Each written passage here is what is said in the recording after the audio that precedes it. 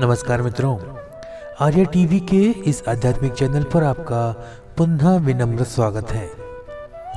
आज के इस नए एपिसोड में हम मनाचे श्लोक के 93वें श्लोक का विवेचन सुनेंगे।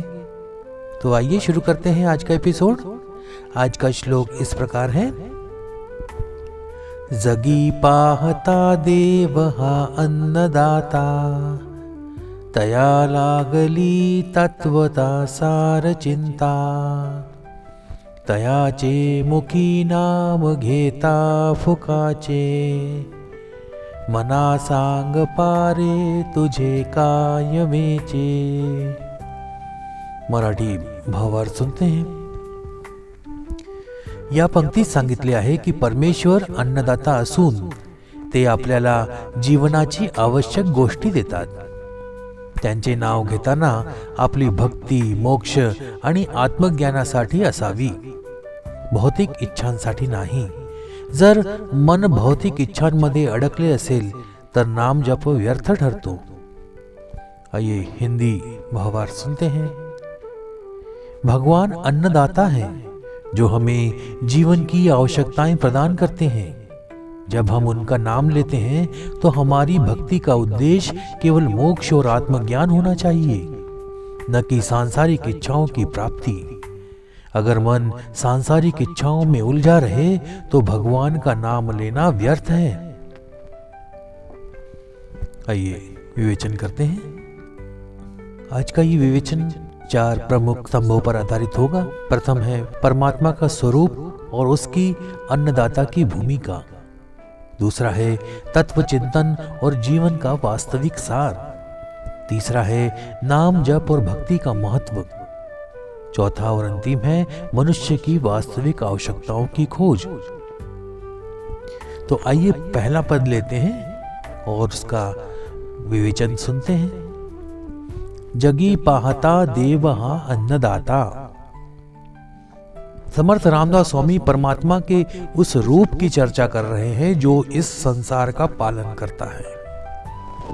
वह अन्नदाता है जो हर जीव को उसकी आवश्यकता के अनुसार पोषण प्रदान करते हैं। अन्नदाता का सामान्य अर्थ है जो भोजन देता है। जीवन के भौतिक अस्तित्व को बनाए रखने के लिए अन्न का महत्व सर्वविदित है। समर्थ रामदास स्वामी यह बताना चाहते हैं कि सृष्टि में जो भी आवश्यकताएं हैं उनका प्रबंधन परमात्मा के द्वारा ही किया जाता है। पृथ्वी, जल, वायु, सूर्य ये सब ईश्वर की देन है और इन्हीं के माध्यम से अन्न उत्पन्न होता है। अन्न केवल शारीरिक पोषण तक सीमित नहीं है, बल्कि यह आत्मा के पोषण का भी प्रतीक है। आत्मा को ज्ञान और भक्ति के रूप में पोषण मिलता है जिसे परमात्मा प्रदान करता है। यह अन्न आत्मा को जीवन और ऊर्जा देता है। यह पंक्ति हमें परमात्मा के प्रति कृतज्ञ होने का संदेश देती है। यह सिखाती है कि हमें अपने जीवन में जो कुछ भी मिलता है वह हमारी मेहनत का परिणाम नहीं बल्कि परमात्मा की कृपा का फल है। भौतिक और आध्यात्मिक दोनों स्तरों पर हमें यह समझना चाहिए कि परमात्मा ही अन्नदाता है। दूसरा पद देखते हैं। तया लागली तत्वता सार चिंता। इस पंक्ति में रामदास स्वामी मानव जीवन के उस उद्देश्य की ओर आकर्षित कर रहे हैं ध्यान जो आत्मा और परमात्मा के संबंध को समझने में निहित है। तत्वता और सार चिंता जैसे शब्द गहरी दार्शनिकता का परिचय देते हैं। तत्वता का अर्थ है, सीधा अर्थ है सत्य का तत्व। यह उस परम सत्य की ओर इशारा करता है जो हमारी आत्मा का स्रोत है। यह तत्व हमें यह समझने में मदद करता है कि हमारा अस्तित्व क्या है और इसका उद्देश्य क्या है। सार चिंता इसका अर्थ है जीवन में सार को समझने के प्रति चिंता। रामदास स्वामी इस पंक्ति के माध्यम से मानव को आत्मचिंतन के लिए प्रेरित करते हैं। भौतिक सुख और सांसारिक गतिविधियों से परे हमें यह सोचना चाहिए कि हमारा जीवन किस दिशा में जा रहा है। स्वामी कहते हैं, जब मनुष्य परमात्मा के स्वरूप को पहचान लेता है तो उसके अंदर चिंतन जागृत होता है। यह जागरूकता उसे अपने सांसारिक जीवन और आत्मिक जीवन के बीच संतुलन स्थापित करने में मदद करती है। भौतिकता में उलझा हुआ मनुष्य अपनी आत्मा को भूल जाता है। रामदास स्वामी का संदेश है कि भौतिक सुख क्षणभंगुर है, जबकि आत्मा का पोषण ही सच्चा आनंद प्रदान करता है। तीसरा पद देखते हैं, तयाचे मुखी नाम घेता फुकाचे।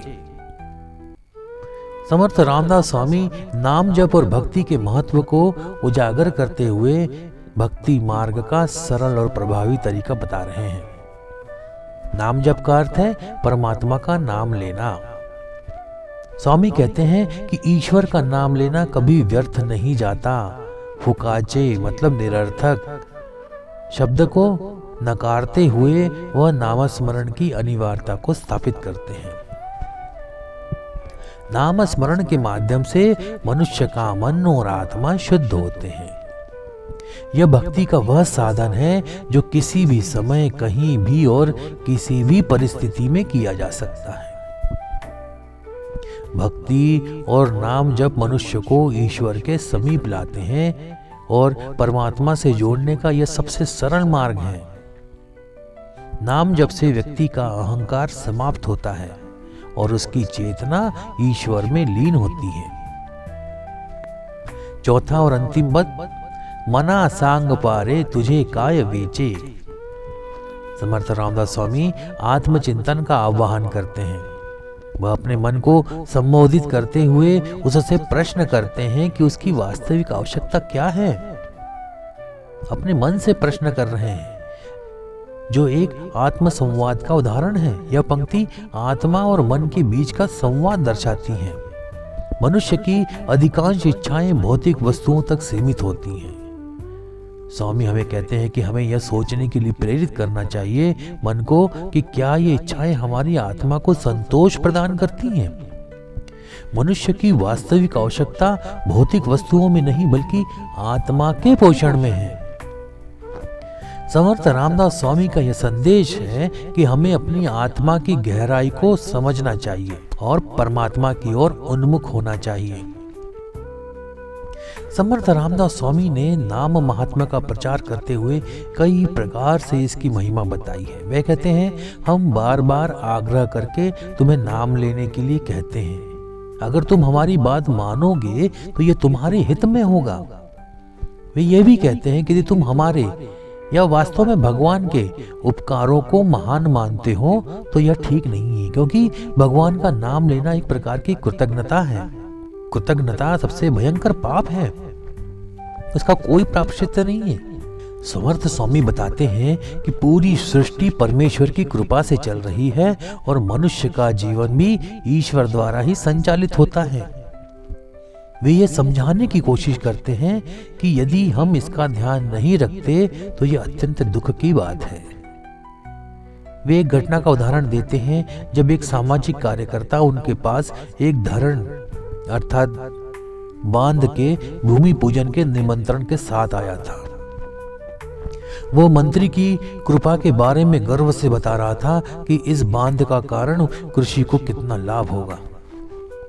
तब दादा समर्थ स्वामी ने कहा, राज्यकर्ता भारी कर लगाते हैं लेकिन फिर भी समाज की भलाई के लिए काम करने में बहुत समय और प्रयास लगाते हैं।